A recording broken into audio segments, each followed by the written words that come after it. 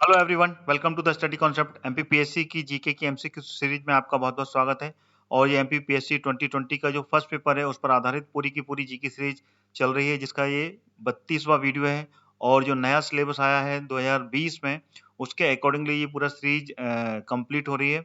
तो वीडियो को आखिरी तक देखिएगा। ये 32वां वीडियो है जिसमें कि अगले 25 क्वेश्चंस, इंपॉर्टेंट 25 क्वेश्चंस मैंने कवर किए हैं, जो कि वो सारे क्वेश्चंस जो कि एमपीपीएससी 2020 में इस बार आने वाले हैं, उनकी संभावना है, उनको बनाकर मैंने ये पूरी की पूरी सीरीज तैयार की है।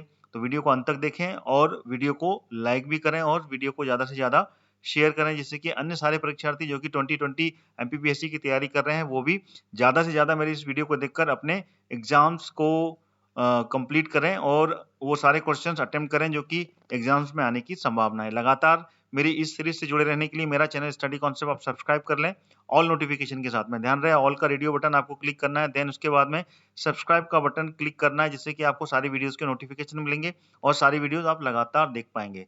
चलिए शुरू करता हूँ ये 32वां वीडियो। वीडियो को अंत तक जरूर देखिएगा और ज्यादा से ज्यादा शेयर और लाइक भी जरूर कीजिएगा। लीजिए, आ गया पहला प्रश्न आपके सामने। विश्व का पहला अनुसंधान आधारित आर्टिफिशियल इंटेलिजेंस, ठीक है ना, विश्वविद्यालय किस देश में स्थापित किए जाने की घोषणा की गई है? ऑप्शन आपके सामने है, हांगकांग, संयुक्त अरब अमीरात, सिंगापुर या फिर सऊदी अरब। तो इसका जो सही विकल्प कौन सा है? तो इसका सही विकल्प है संयुक्त अरब अमीरात। ठीक है ना, यहाँ पर ये विश्व का पहला अनुसंधान आधारित एआई मतलब आर्टिफिशियल इंटेलिजेंसी का ये यूनिवर्सिटी खोली जा रही है। और इसकी घोषणा कब की गई थी?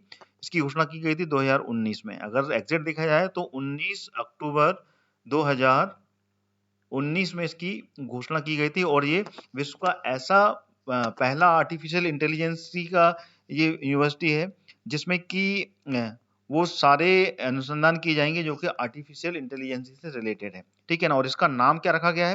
इसका नाम है मोहम्मद बिन जायद यूनिवर्सिटी। ठीक है ना, जिसको कि शॉर्ट फॉर्म में MBZUAI, ठीक है ना, ZU है ये, ठीक है ना, ZUAI बोला जा रहा है। ठीक है, मोहम्मद बिन जायद यूनिवर्सिटी ऑफ आर्टिफिशियल इंटेलिजेंसी। ठीक है ना, मोहम्मद बिन जायद यूनिवर्सिटी ऑफ आर्टिफिशियल इंटेलिजेंसी। ठीक है, तो ये इसका शॉर्ट फॉर्म है। तो this is the correct fact. चलिए आगे बढ़ते हैं। अगला प्रश्न आ गया, चेनानी नसारी टनल का नाम परिवर्तित करके रखा गया है। क्या नाम रखा इसका? ठीक है ना, पहले ये नाम था, उसके बाद में इसका नाम बदल दिया गया। सरदार वल्लभ भाई पटेल, डॉक्टर श्यामा प्रसाद मुखर्जी टनल या फिर डॉक्टर अब्दुल कलाम आजाद टनल या सुभाष चंद्र बोस टनल। तो इसका जो सही विकल्प है वो कौन सा है?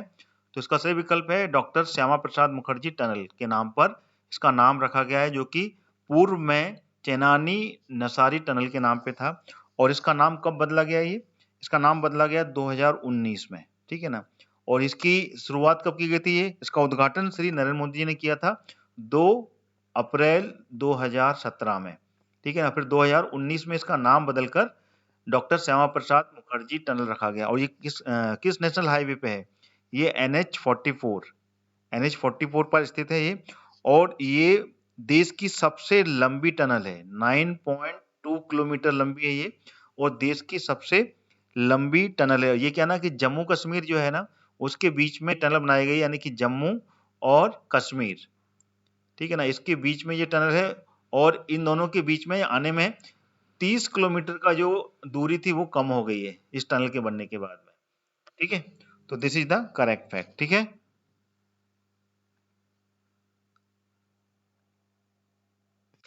अगला प्रश्न आ गया, जुलाई 2020 में विश्व व्यापार संगठन, जिसको क्या बोलते हैं, WTO, ठीक है, द्वारा किस देश को संगठन में पर्यवेक्षक, जिसको बोलते हैं ऑब्जर्वर, का दर्जा प्रदान किया गया? जॉर्डन, बांग्लादेश, श्रीलंका या फिर तुर्कमेनिस्तान। तो इसका जो सही विकल्प है वो कौन सा है? तो इसका सही विकल्प है तुर्कमेनिस्तान। ये तुर्कमेनिस्तान है, इसको जुलाई 2020 में ऑब्जर्वर यानी कि एक पर्यवेक्षक का दर्जा प्राप्त हुआ। और ये जो पर्यवेक्षक का दर्जा प्राप्त हुआ, ये इसकी जो बैठक आयोजित हुई थी वो कहाँ हुई थी? वो हुई थी स्विट्जरलैंड में। ठीक है, और उसमें ये जो देश है ये 25वां देश बना है पर्यवेक्षक के रूप में। ठीक है ना, ऑब्जर्वर के रूप में 25वां देश बना है, जिसको कि WTO विश्व व्यापार संगठन ने इसको पर्यवेक्षक का दर्जा इसको प्राप्त हुआ है। और WTO क्या है? ये एक व्यापारिक अंतर्राष्ट्रीय संगठन है और इसकी स्थापना कब हुई थी? 1 जनवरी 1995 में इसकी स्थापना की गई थी। और इस संगठन के कुल कितने सदस्य हैं, देश हैं? वो हैं 164, 164 देश हैं इस संगठन के सदस्य। ठीक है, अगला प्रश्न आ गया, मध्य प्रदेश के किस शहर को यूनेस्को ने अभी हाल ही में विश्व धरोहर की स्थलों की सूची में शामिल किया है? ओरछा, मांडवा, देवास या फिर अमरकंटक? तो इसका जो सही विकल्प है वो कौन सा है? तो इसका जो सही विकल्प है वो है ओरछा। अभी हाल ही में मध्य प्रदेश का जो ओरछा है, इसको विश्व धरोहर की सूची में अस्थायी सूची, ध्यान रखिएगा, ये अस्थायी सूची है ना कि परमानेंट, अस्थायी सूची में यूनेस्को ने इसको शामिल किया है। ठीक है, और ये कहां पर है ओरछा? ये निवाड़ी जिले में है, जो कि अभी नया जिला बना है निवाड़ी, उसमें शामिल हुआ है ये। और निवाड़ी जिला किससे विभाजित होकर बनाया गया? टीकमगढ़ से। ये भी आपको पता होना चाहिए क्योंकि one of the important fact, Tikamgarh से इसको अलग होकर इसको बनाया गया। और यहाँ पर जो विश्व धरोहर सूची में शामिल करने का जो कारण है वो है यहाँ के जो विश्व विरासत है, यहाँ के जो किला है ओरछा का किला, जो कि बुंदेला वंश ने बनवाया था। ये भी आपको बिल्कुल पता होना चाहिए। बुंदेला वंश के जो राजा थे, राजा रुद्र प्रताप सिंह। ठीक है, किसने बनवाया था? रुद्र प्रताप सिंह ने इस किले का निर्माण करवाया था। कब? 16वीं शताब्दी में। 16वीं सदी यानी कि मुगल साम्राज्य के कौन थे उस समय समकालीन? तो उस समय के समकालीन जो थे वो थे जहांगीर के समकालीन था यहाँ पर रुद्र प्रताप सिंह का राज। और यहाँ के जो मशहूर महल है वो कौन कौन से हैं? एक तो खुद स्वयं जहांगीर महल के नाम से एक जहांगीर महल है, ठीक है ना, जहांगीर के नाम से, और राजमहल है, राय प्रवीण महल है और शीश महल है। ठीक है, ये आपको याद होना चाहिए, जहांगीर महल, ठीक है ना, और शीश महल, राय प्रवीण महल और राजमहल। ठीक है ना, all these are very important. और ये जो ओरछा है ये बेतवा नदी के तट पर है, बेतवा नदी इसके बाजू से गुजरती है, ये भी आपको बिल्कुल क्लियर होना चाहिए। चलिए आगे बढ़ते हैं। अगला प्रश्न आ गया आपके पास में 5वां, मुक्त व्यापार का अभिप्राय है। क्या अभिप्राय है? एक देश से दूसरे देश का माल का संचालन या फिर माल का निशुल्क संचालन, माल और सेवाओं का अनियंत्रित आदान प्रदान या फिर निशुल्क व्यापार। तो इसका जो सही विकल्प है वो कौन सा है? तो इसका सी बिल्कुल सही विकल्प होगा। ठीक है ना, जो माल और सेवा है उसका अनियंत्रित यानी कि अनलिमिटेड जो व्यापार का आदान प्रदान है, ठीक है ना, वो कहलाता है मुक्त व्यापार। ठीक है ना, हर चीज से फ्री। ठीक है, चलिए आगे बढ़ते हैं। आगे जाने से पहले मैं आपको बताना चाहता हूं, अनअकैडमी आपके लिए लाया है एक फ्री प्लान जिसमें कि आपको एमपी के टॉप एजुकेटर से पढ़ने का सुनहरा मौका मिलेगा। इसी के साथ में आपको मिलेगा 500 से ज्यादा free live classes, live doubt clearing के साथ में 20,000 से ज्यादा free questions, free mock test और उनके एनालिसिस, और इसके साथ में आपको अनअकैडमी और भी बहुत कुछ देगा। फ्री प्लान एक्सेस करने के लिए आज ही डाउनलोड करें अनअकैडमी का ऐप और यूज करें मेरा रेफरल कोड जो कि रेड कैपिटल लेटर से लिखा हुआ है, Hardayal Kushwaha. Now Prateek Jain exclusively available on Unacademy, जो कि है एमपी के best faculty, top ex faculty of Aakar IAS academy, जो कि आपको कंप्लीट कवरेज देने वाले हैं पूरा मध्य प्रदेश के कोर्सेज का। और ये इनकी क्लासेस स्टार्ट हो रही हैं 11 फरवरी 2021 से। यहाँ पे आपको मिलने वाला है complete doubt resolutions, live classes, quizzes और पीडीएफ नोट्स भी। क्या आप प्रीलिम्स 2020 क्रैक करने के लिए रेडी हैं? तो अभी एनरोल कीजिए प्रीलिम्स चैंपियनशिप में, जहां टॉप 3 रैंकर्स को मिलेगा 1 मंथ का फ्री सब्सक्रिप्शंस। ये चैंपियनशिप स्टार्ट हो चुकी है 6 फरवरी से। 6 फरवरी, 13 फरवरी, 20 फरवरी और 27 फरवरी, तो ये पूरी के पूरे टेस्ट कंडक्ट होने वाले हैं। तो अभी ज्वाइन कीजिए इस चैंपियनशिप को। इसका जो लिंक है मैंने डिस्क्रिप्शन बॉक्स में डाल दिया है, वहां से आप क्लिक करके इस चैंपियनशिप में ज्वाइन कर सकते हैं। अनअकैडमी लेके आया है अचीवर बैच, जो कि है एमपीपीएससी प्रीलिम्स 2020 के लिए। यहाँ पे आपको मिलेगा sprint course through topic wise MCQ test, जो कि है हिंदी मीडियम में। ज्वाइन करें इस बैच कोर्स को और पाएं एमपीपीएससी का संपूर्ण मार्गदर्शन। इसकी क्लासेस शुरू हो चुकी हैं 11 फरवरी से। इसका पहला सेशन जो कि 10 बजे से लेकर 11 बजे तक होता है, दूसरा सेशन 5 बजे से लेकर शाम को 6 बजे तक होता है और तीसरा सेशन उसके बाद में 7 बजे से लेकर 8 बजे तक चलता है। इसमें आपको एमपी के टॉप एजुकेशन पढ़ने का मौका मिलेगा, साथ ही साथ में 60 मिनट की comprehensive sessions with MCQ test followed by the detail discussions of the test, complete coverage of MPPSC prelims syllabus with PDF notes after each classes। आइए आप जान लेते हैं अनअकैडमी के प्लस बैचेस के बारे में, जो आपकी हर जरूरत के हिसाब से बिल्कुल परफेक्ट हैं। जी हाँ, 60 days live crash courses, recorded batches, PDF revision notes in every classes, best educators for your guidance। साथ ही साथ में लाइव एमसीक्यू रिवीजन बैचेस भी हैं, साथ में लाइव डाउट क्लियरिंग भी है और 20 से ज्यादा मॉक टेस्ट हैं जो कि प्रैक्टिस के लिए आपके लिए अवेलेबल हैं और 20,000 से ज्यादा यहाँ पर क्वेश्चंस हैं जो कि आपके प्रैक्टिस के लिए अवेलेबल हैं प्लस बैचेस में। आइए आप जान लेते हैं अनअकैडमी का सब्सक्रिप्शन कैसे लेना है। बस आपको प्ले स्टोर पर जाना है और अनअकैडमी का लर्निंग ऐप डाउनलोड करना है और इसमें अपना गोल एमपीपीएससी व्यापम सिलेक्ट करना है और प्लस कोर्सेज में जाकर मनचाहे बैच कोर्स को एनरोल करके गेट सब्सक्रिप्शन का जो बटन है वो क्लिक करना है। इंस्टेंट 10% का डिस्काउंट पाने के लिए मेरा रेफरल कोड जो कि रेड कैपिटल लेटर में लिखा हुआ है हरदयाल कुशवाहा, उसको एंटर करना है। जैसे ही आप एंटर करेंगे you will get 10% instant discount on available fees valid till 28 February. Post that will get only 5% discount. तो देरी किस बात की है दोस्तों, आज ही अनअकैडमी का लर्निंग ऐप डाउनलोड कीजिए और एमपीपीएससी और व्यापम को क्रैक करने के लिए तैयार हो जाइए। Let's crack it. अगला प्रश्न आ गया आपके सामने, मध्य प्रदेश की एकमात्र महिला राज्यपाल कौन रही हैं? फातिमा बीबी, सरला ग्रेवाल, सरोजनी नायडू या फिर रमा देवी? तो इसका जो सही विकल्प है वो कौन सा है? तो वो है सरला ग्रेवाल। ये मध्य प्रदेश की एकमात्र महिला राज्यपाल रही, ठीक है ना। पहले रही थी, अब तो खैर एक बात मात्र नहीं रही, ठीक है ना। ये क्वेश्चन पहले का है, अपडेट करते हैं इसको। अब दूसरी भी राज्यपाल महिला राज्यपाल बन चुकी है मध्य प्रदेश की, वो कौन है? वो है आनंदीबेन पटेल। अपडेट कीजिएगा इसको, आनंदीबेन पटेल, जो कि पहले सिर्फ मध्य प्रदेश की राज्यपाल थी, बाद में इनको उत्तर प्रदेश की राज्यपाल बनाकर वहां पर शिफ्ट किया गया था।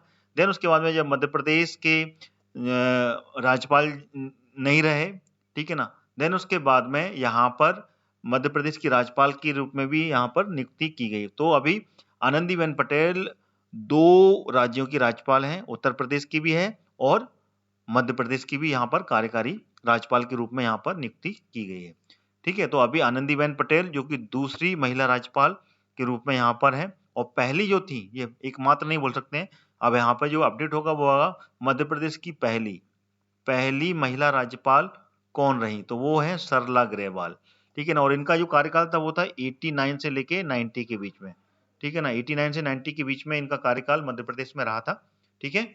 इसको अपडेट कर लीजिएगा। चलिए आगे बढ़ते हैं। अगला प्रश्न आ गया, वल्लभ भवन किस प्रसिद्ध प्रशासनिक भवन का नाम है? राज्य निदेशालय, राज्य सचिवालय, राज्य निर्वाचन आयोग या उपरोक्त में से कोई नहीं? तो इसका जो सही विकल्प है वो है राज्य सचिवालय। राज्य का जो सचिवालय है ये भोपाल में स्थित वल्लभ भवन है, जो कि राज्य सचिवालय है और यहाँ पर जो मंत्री हैं, ठीक है ना, जितने भी कैबिनेट मिनिस्ट्री है उनकी यहाँ पर पूरे ऑफिस हैं, ठीक है। चलिए आगे बढ़ते हैं।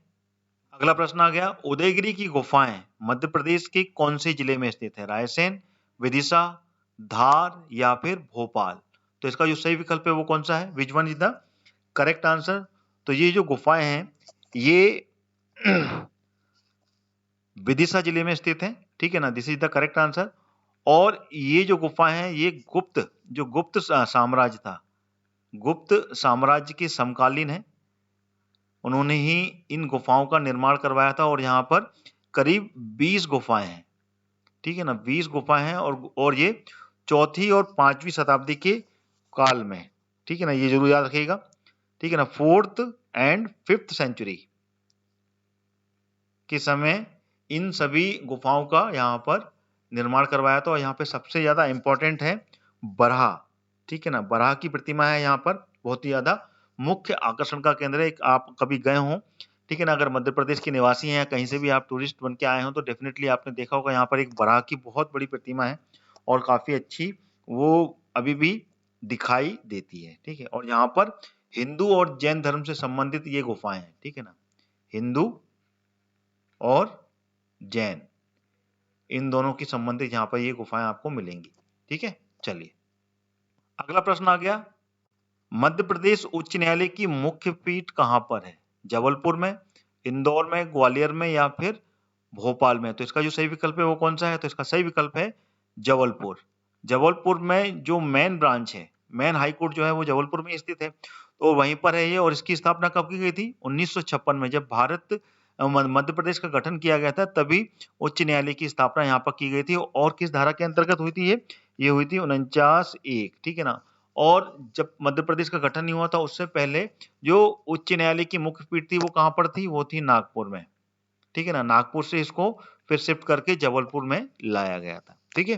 तो this is the correct fact. अगला प्रश्न आ गया, मध्य प्रदेश में नगर निगमों की संख्या कितनी है? 15, 14, 16 या फिर 12? तो इसका जो सही विकल्प है वो कौन सा है? तो इसका सही विकल्प है 16। मध्य प्रदेश में करंट में नगर निगम की टोटल जो संख्या है वो 16 है। इससे पहले, ठीक है ना, सबसे पहले जो अभी नया अपडेट हुआ है उसमें 2 आए हैं। पहले ये 14 थी, ठीक है ना, बाद में इसमें 2 नए जिलों को जोड़ा गया। और वो 2 नए जिले कौन से थे? मुरैना और छिंदवाड़ा, ठीक है ना। ये 2 नए जिले जुड़ने के बाद में ये पूरी संख्या 14 + 2 यानी कि 16 हो गई है। कई किताबों में आपको 14 देखने को मिलेगा, लेकिन इसको अपडेट कीजिएगा। अभी करंट में टोटल नगर निगमों की संख्या 16 है, ठीक है। चलिए आगे बढ़ते हैं। अगला प्रश्न आ गया, मध्य प्रदेश के 5 जिलों के औद्योगिक रूप में विकसित माना गया है। निम्न में से कौन सा समूह विकसित नहीं है, ये आपको बताना है। इंदौर उज्जैन, विदिशा भोपाल, ग्वालियर जबलपुर या फिर सीधी रीवा? तो वो 5 जिले में इसमें से कौन सा समूह है? तो इसका जो सही है वो आंसर रीवा और सीधी है। ये दोनों ही जिले, ठीक है ना, औद्योगिक रूप में ये विकसित नहीं है। बाकी के जो 5 जिले हैं प्रमुख वो कौन कौन से हैं? देखिए, एक तो है इंदौर, ठीक है, दूसरा है उज्जैन, तीसरा है भोपाल, चौथा है ग्वालियर और 5वां है जबलपुर, ठीक है। इसमें विदिशा भी औद्योगिक रूप से विकसित जिला नहीं है, ठीक है, और सीधी रीवा भी नहीं है। तो ये इसका सही विकल्प होगा, ठीक है।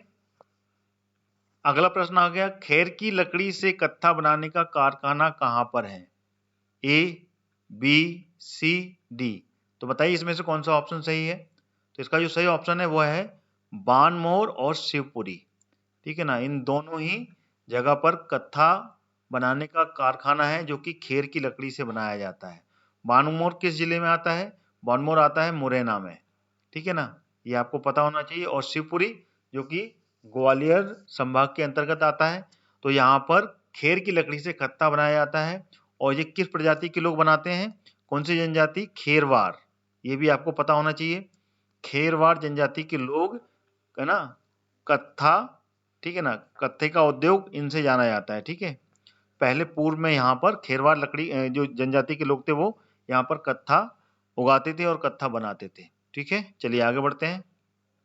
अगला प्रश्न आ गया आपके सामने, भारत के संदर्भ में निम्नलिखित में से कौन सा अधिकार और कर्तव्य के बीच में सह संबंधित है? पहला, अधिकार कर्तव्य के साथ सह संबंधित है। अधिकार व्यक्तिगत है और समाज और कर्तव्य से स्वतंत्र है। या फिर नागरिक के व्यक्तित्व के विकास के लिए अधिकार महत्वपूर्ण है ना कि कर्तव्य। या फिर राज्य के स्थायित्व के लिए कर्तव्य महत्वपूर्ण है ना कि अधिकार। तो इसमें से कौन से विकल्प है जो कि सही है? तो इसका जो सही विकल्प है वो ए वाला है। First one is the correct answer, ठीक है। अधिकार और कर्तव्य एक दूसरे से साथ में सह संबंधित है, एक दूसरे के साथ में कोरिलेट है।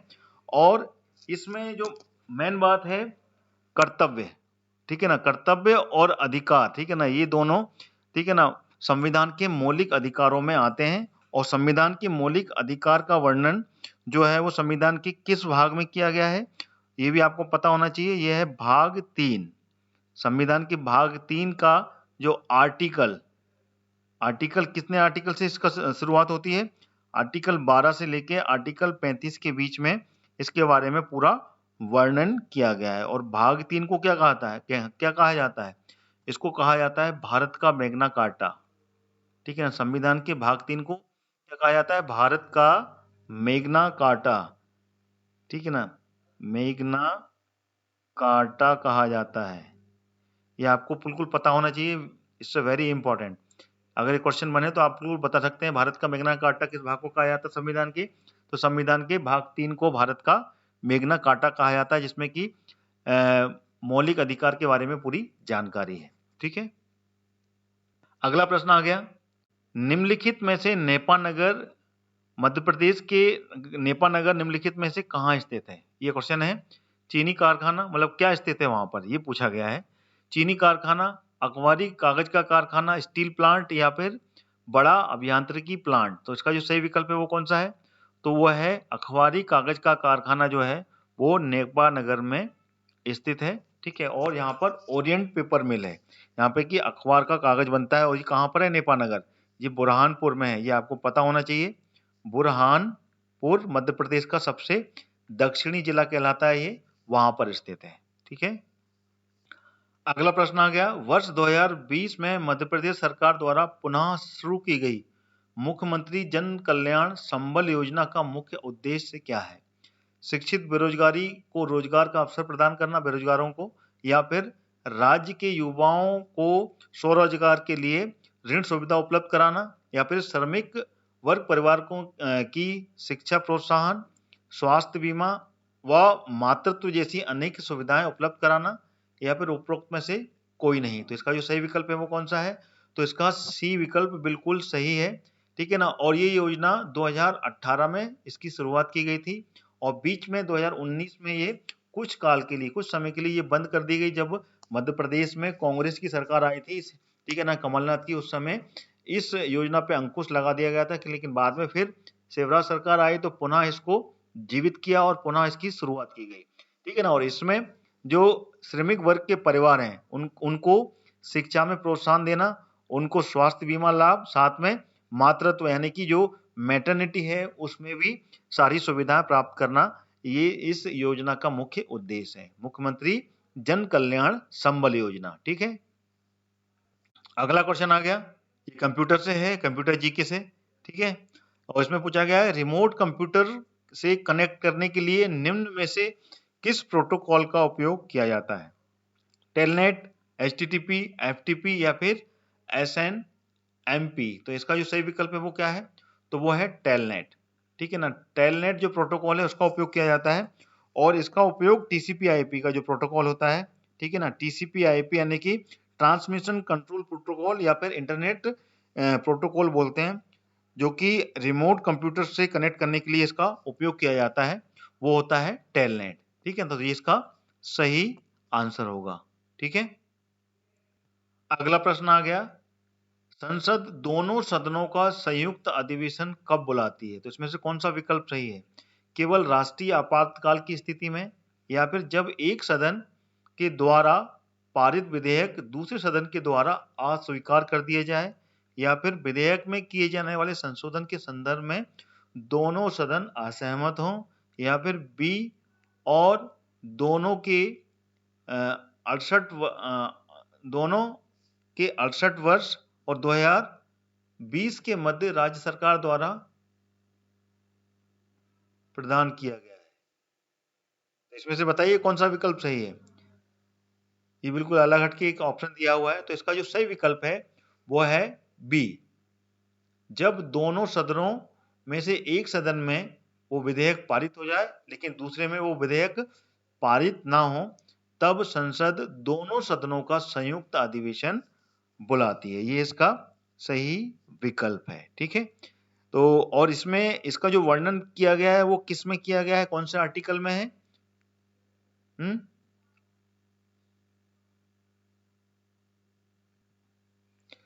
ये गलत लिखे हुए हैं, इसको हटा दीजिए। तो इसका जो आर्टिकल है वो क्या है, ये दूसरे ऑप्शंस के आ गए हैं, इस पर मत मानिएगा। और इसका जो आर्टिकल है वो किस आर्टिकल में इसका वर्णन किया गया है? आर्टिकल 108 में इसके बारे में पूरा प्रावधान दिया गया है संविधान में। ठीक है, अगला प्रश्न आ गया, आईपीएल 2020 का खिताब किसने जीता? इंडियन प्रीमियर लीग जिसे बोलते हैं। दिल्ली डेयरडेविल्स ने, Chennai super king, Mumbai Indians या फिर राजस्थान रॉयल्स? तो किसके हाथ में लगा था ये वाला खिताब? तो ये लगा था मुंबई इंडियंस के हाथ में। मुंबई इंडियंस ने ये खिताब जीता था। और सेकंड रनर कौन रही थी?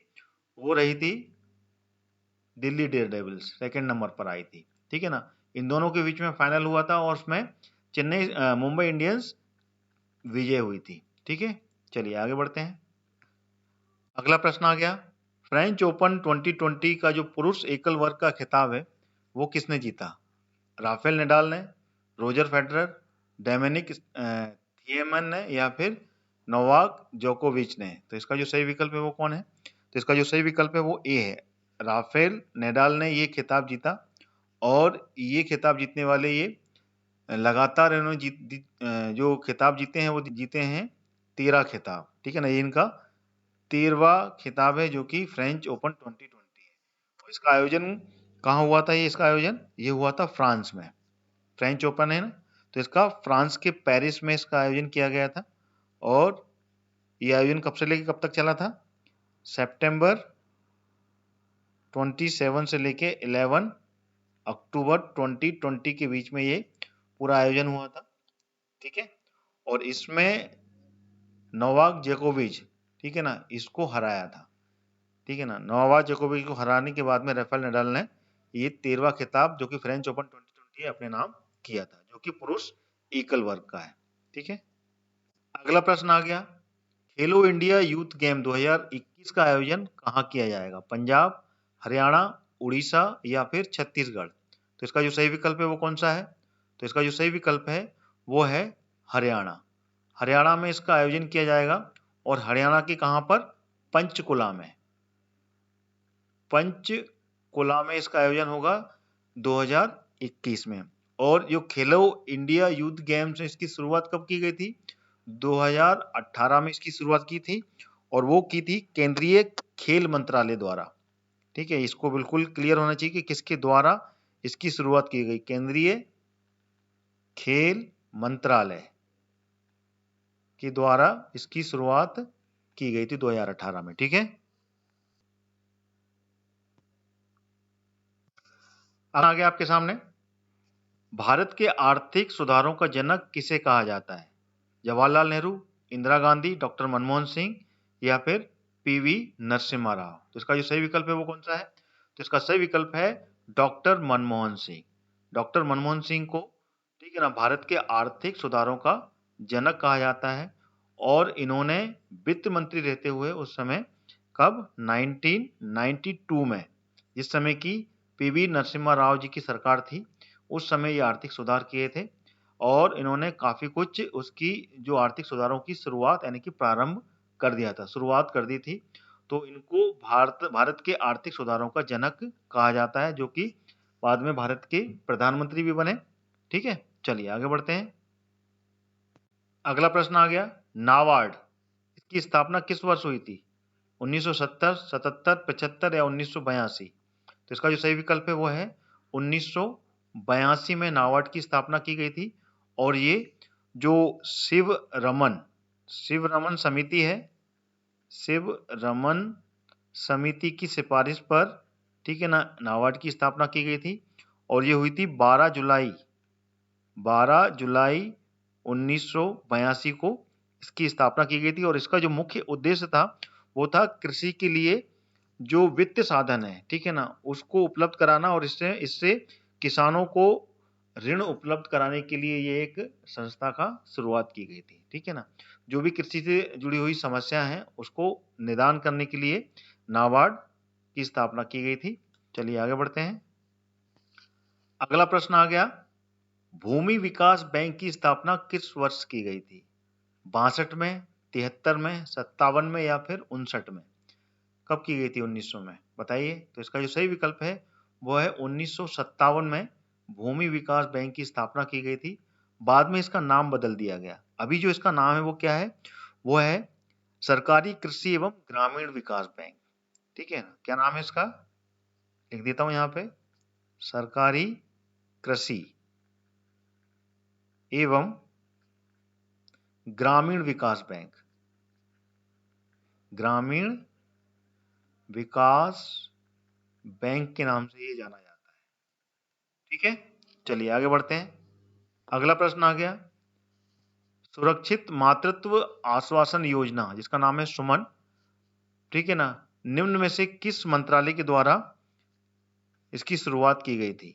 मानव संसाधन विकास मंत्रालय, स्वास्थ्य एवं परिवार कल्याण मंत्रालय, या फिर महिला एवं बाल विकास मंत्रालय, या उपरोक्त में से कोई नहीं। तो इसका जो सही विकल्प है वो क्या है? तो इसका सही विकल्प है बी, स्वास्थ्य एवं परिवार कल्याण मंत्रालय के द्वारा इसकी शुरुआत की गई थी और ये शुरुआत हुई थी 10 अक्टूबर 2019 को। ठीक है ना, ये ध्यान रखिएगा। चलिए अगला प्रश्न आ गया, मनरेगा कार्यक्रम निम्नलिखित में से भारतीय संविधान के किस अनुच्छेद को लागू करने हेतु लाया गया था? मनरेगा मतलब महात्मा गांधी ग्रामीण रोजगार गारंटी योजना जिसको बोलते हैं, वो किसके कारण लाया गया?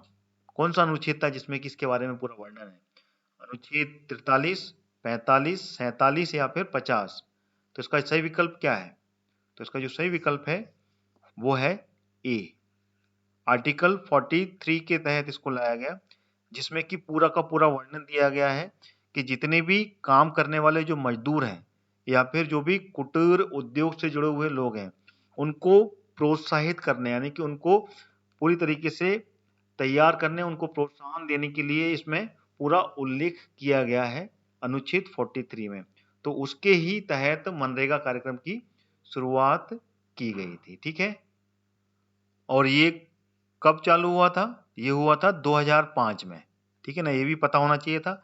इसके तहत अधिनियम बनाया गया था 25 अगस्त को, 25 अगस्त 2005 को अधिनियम पारित किया गया और इस योजना को चालू किया गया। पहले इस योजना का नाम था नरेगा, ठीक है ना, जो कि राष्ट्रीय ग्रामीण रोजगार गारंटी अधिनियम के तहत ये योजना चलाई गई थी। बाद में इसका नाम बदला गया था, ठीक है ना, जो कि इसमें महात्मा गांधी जोड़ दिया गया था। महात्मा गांधी राष्ट्रीय, इसमें ग्रामीण भी आ गया था, राष्ट्रीय ग्रामीण रोजगार गारंटी योजना के नाम पर ये नाम बदला गया था। ठीक है, तो ये थे टोटल 25 क्वेश्चंस जो कि मैंने आपके सामने रखे। क्वेश्चंस कैसे लगे और क्वेश्चंस में जो एक्सप्लेनेशन है वो कैसा लगा आपको, किस तरीके से मैंने एक्सप्लेन किया है, कमेंट करके जरूर बताएं। साथ ही साथ वीडियो को लाइक करें और वीडियो को शेयर भी करें, जिससे कि ज़्यादा से ज़्यादा विद्यार्थी जो कि एमपीपीएससी 2020 की तैयारी कर रहे हैं वो भी ज़्यादा से ज़्यादा मेरी इस सीरीज से जुड़ पाएं और लगातार इस सीरीज से जुड़कर जो एमसीक्यूज हैं, किस तरीके के क्वेश्चंस बन सकते हैं, वो जान पाएं। तो इसी के साथ में मैं ये कहना चाहूँगा कि मेरे चैनल को आप सब्सक्राइब कर लें अगर आप लगातार मेरी एमपीपीएससी की सीरीज से जुड़े हुए हैं। और उसके लिए आपको करना क्या है, ऑल नोटिफिकेशन का जो रेडियो बटन है वो क्लिक करना है, देन उसके बाद में सब्सक्राइब का बटन क्लिक करना है, क्योंकि इसी से आपको पूरे 100% जितने भी वीडियोज हैं सभी के नोटिफिकेशन मिलेंगे, एक भी मिस नहीं होगा और सारी वीडियोज देख पाएंगे फुल एक्सप्लेनेशन के साथ में। तो इसी के साथ अपना ये वीडियो मैं यहीं समाप्त करता हूँ।